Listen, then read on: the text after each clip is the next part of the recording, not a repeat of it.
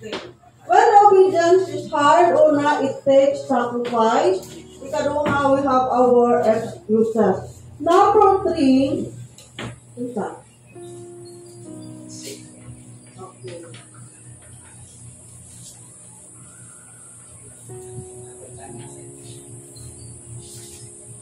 Peer pressure. Peer pressure means mo na siya ang mga pressure nga nakapalibot sa atoa. Pwede sa atong mga kauban, pwede sa sitwasyon kung asa ta, pwede kanang ikaw lang ang nalahi. Obedience is considered as peer pressure kung ikaw lang ang naghimo ni anang butanga. Where ang majority, wala sila kahimo anak. Parehas anang nagasimba. Pressure pa lang naan sa ato ang panimalay. Diba? Lisod kayo, musimba ka, mutuman ka kung sa inyo ang panimalay, ikaw rin nasimba. Tama ba ko? Yes. So, basahon na to. Lisod kaayo sa inyong panimalay kung ikaw ra ang motumana. Obedience is hard when obedience means doing something that somebody else, that nobody else is doing, or not doing something that everybody else is doing. So, ang peer pressure, ginamit niya ang pagtuman, pressured ka, kung ikaw ra ang naghimo sa butang nga wala buhata sa uban. So, balik ko na po, parang pagsimba. Sa inyo ang family, isa o duha mong nakasimba, balisod kayo, pressure jud ka. Kaya pag-abot na mo sa balay, daghan kayo kag nga kritik. Magkamali lang gani ka, masipyat lang ka. Mo na mo aton ang dito ganina. Nagsimbahan ka ganina. Di ba? So kung huyang ang imuhang pagtuo, natawa lang gani sila ay. Kung huyang ta mo igsoon,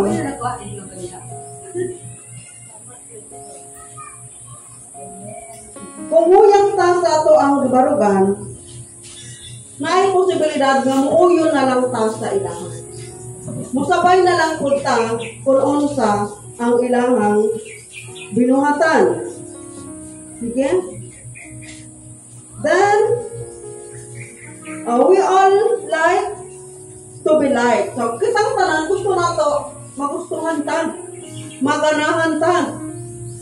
Pero, dili man ganahan sa ato ang uban kung dili ta parehas sa ilahan.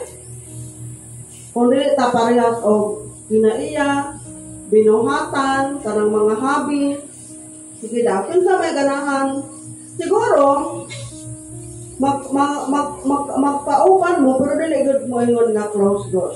For example, kanang tao nga, ang iyang gusto is, sige adto sa laing balay, magbuntag o maghapon na lang dito nga magsigig istoryahanay. Nya kung ikaw bilang istoryador, sili man pud kaganahan anak. Oh. So para maganahan to siya sa imo nga, mapugos na lang pud ka nga mahimong istoryador. Mapugos na lang pud ka nga mutambay dito sa silingan. Sa ingon ana pud sa ato ang kinabuhing Kristohanon. Kung ikaw nagasimba ka, every Sunday, nagasimba ka, o nakatungin mo ang kauban dito, lahi ang iyang agenda every Sunday morning. Magkasumpaki, good mo. Kaya gusto niya damayon ka. Na ikaw gusto naman ni mong mulakaw. Diba? Pressure good ka na. So, basahon na to ang Matthew 7:13. Matthew chapter 7:13.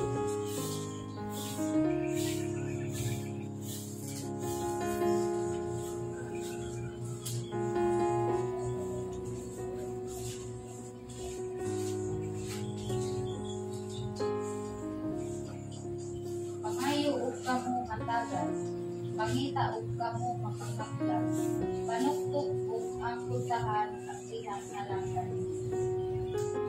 Matthew 7:13. Matthew 7:13. Enter by the narrow gate, for wide is the gate, and broad is the way that leads to destruction, and there are many who invade it. Okay. Halapad ang dalan padulong sa kalaglagan, o daghan ang musubay. So obedience, it is being unique. Kung nituman ka sa kabubuton sa Diyos, it makes you unique. Mamahimo kang pinasahi kaysa kadaghanan. Kaya kung tanaw ni mo ang kalibutan karon, grabe, mas gusto sa mga tao ang sayon. Pasayon nga kinabuhi nga walay pressure, no? Anong musabay na lang, musabay sa kadaghanan. Kung asa ang kalipay tuang, kalipay nga dili subay sa kabubuton sa atong buhi nga Dios. So obedience become hard if we are being pressured. Na-pressure ka. Nganong ako ra maingon ani? Nganong ako ra maningon ani? Nganong ako ra kasimba? Kapoy man? Lami lagi kayo ito ilang kinabuhi. Domingo, pitag asa mo abot, makalaag og mall, makaligog dagat. Kaya kasagaran ba yung anak? Kasagaran Sunday. Sunday yun ang adlaw. Kasi trabaho man talon ng Santo Sabado. Pagka Sunday, mo itong bakante, they take it as a time for themselves. So, kalimutan nila nga ang adlaw Domingo, adlaw sa Diyos. So, kung ikaw nga dili ka mo sabay, kaya mo simbag yun, pressure ka. No? Then, number 4, ikaupat.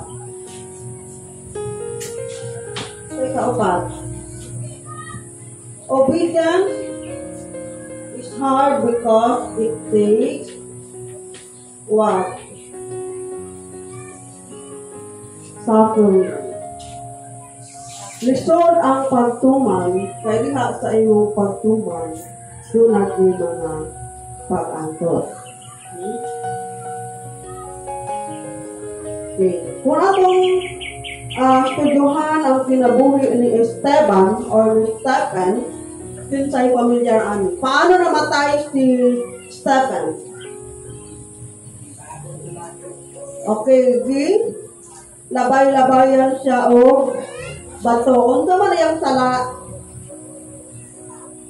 Anong gibato-bato siya? Tungod sa iyahang pagtuman o pagsangyaw sa pulong sa Diyos. Nanong gibatuman siya? Pagbasahon nato ang Acts 7:54. Nanong gibato si Stephen? Acts chapter 7 verse 54.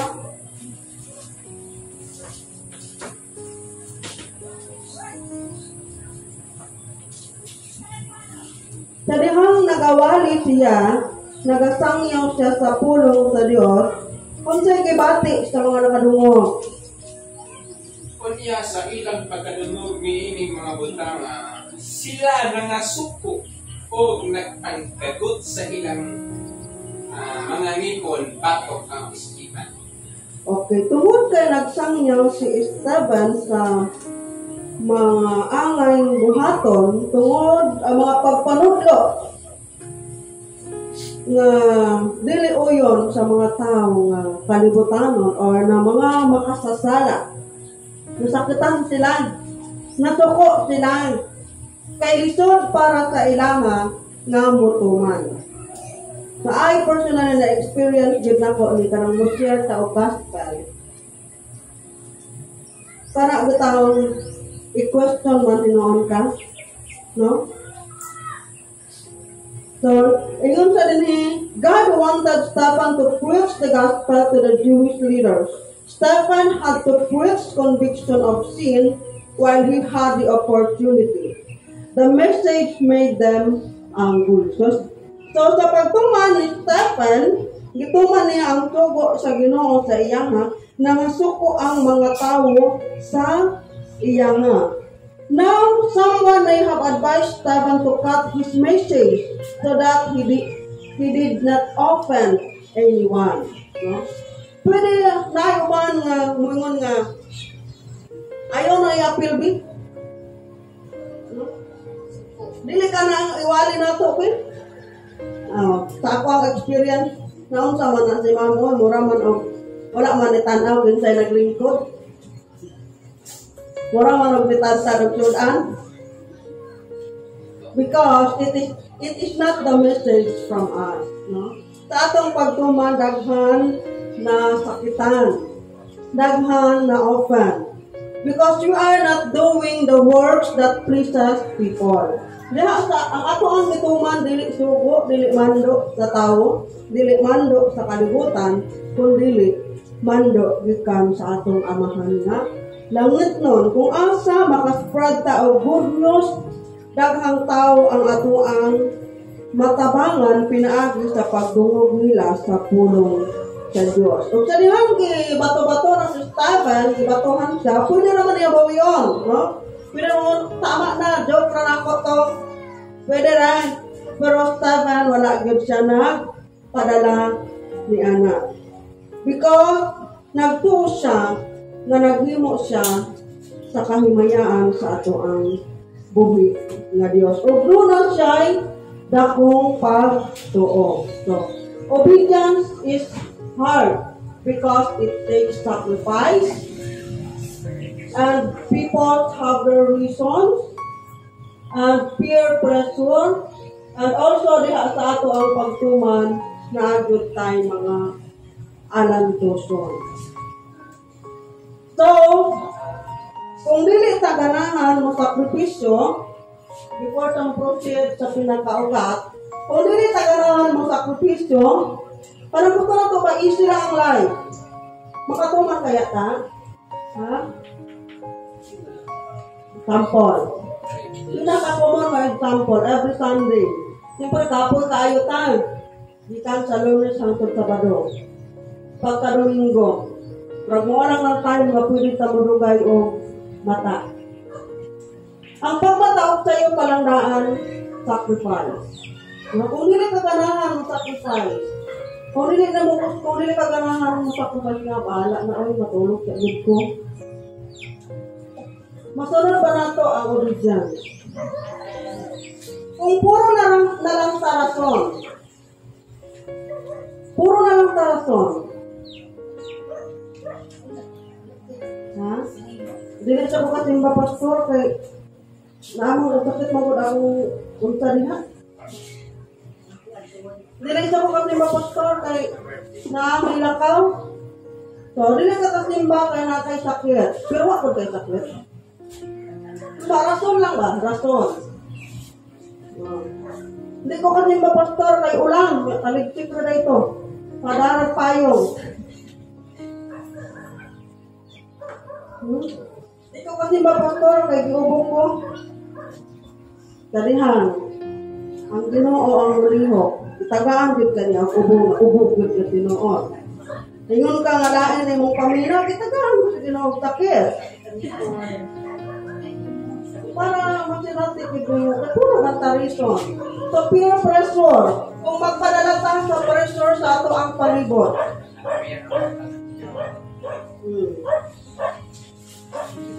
So, suffering dili ta kung magantos. Sa bato tawag sa dili dagan kita mga guys. Suffering sa ato ka palang pamilya.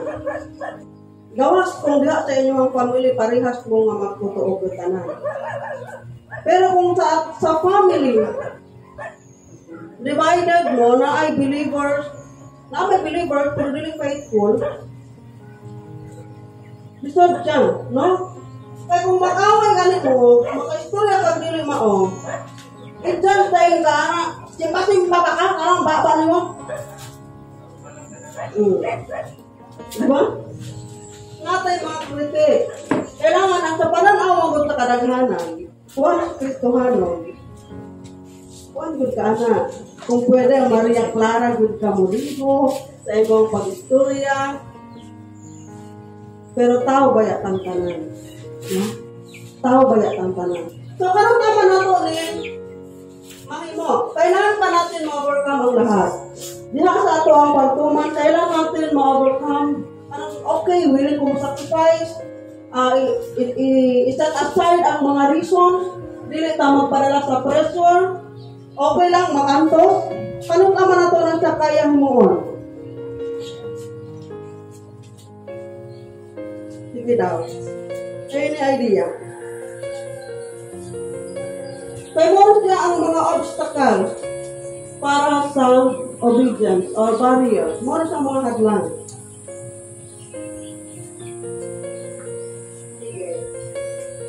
Para sa inyo nga. We are talking about the obedience is hard. So when will be the obedience is easy? Kanong apa mahimong sayon ang pagtuman? Kabaliktaran na natong isgutan diha.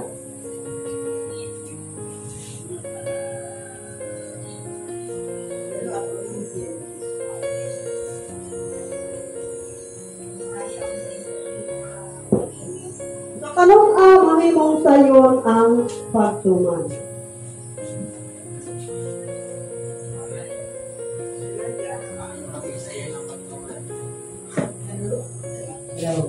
Pero sa ako alam na bilang kita na usa ka Kristiyan aton, kung mo tuman ka, hindi lang karon isa gikan sa silugdan kay kita naman anak sa Ginoo, tumanan din nato ang tanan. Usahay ang sakripisyo, grabe kaayo, usahay na nirason ako, usahay nakainom ko, hindi sa ko makasimba, pero magbawi na ako kay mahadlok ko na ako'y kahadlok sa Ginoo, ang simba na ako.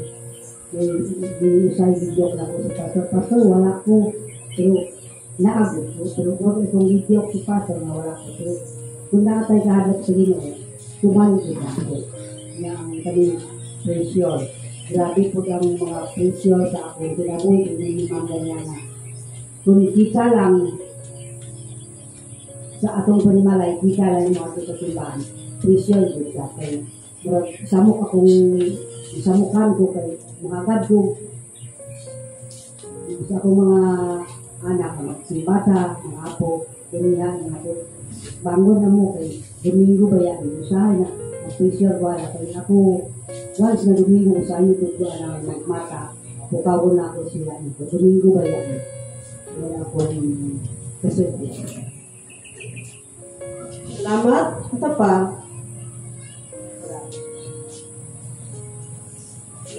Ang walay idea, wala ang katuman. Kanot mahimong sayon ang pagtuman? Kung dili ka mo tuman, lisod mo yun. Sa ito ang kinabuhi. Ang pag-sacrifice, grabe tayo. Tuman na ito kaya ng manok siya. Yan is yung 14-15. Ilapit na ito. Pero sa ko amang po, kay ako ama share mo dala. Ano ka dili? Sa pressure, grabe gid kayo akong pressure gid kayo kay sa panimalay lang daan pressure na niya. Ako banggod napakoy trabaho, grabe yung pressure na ako. Kay sa hay kapuyan ako mo yun ako di sa ako simba. Daghan kay ko rason pero kanang akong rason gina-istoryahan na ako pero naadyo ko'y kahadlok sa Ginoo kay ginatugyan na ako akong kinabuhi dito sa Ginoo niya dili ko magtuman puro lang ko rason kay sahay kanang siya ayun ma'am simbata ngayon ko nga lang kamo lang sa simba lang tamang. Kaya sa kanang makauna-una gud ko dili gyud ko magpadala sa presyo. Tama gid ang bata nga dili ko magpadala sa ako ang presyo sa kinabuhi mo to nga ipadayon din ako ang kahadlok sa inyo. Ang ako na share.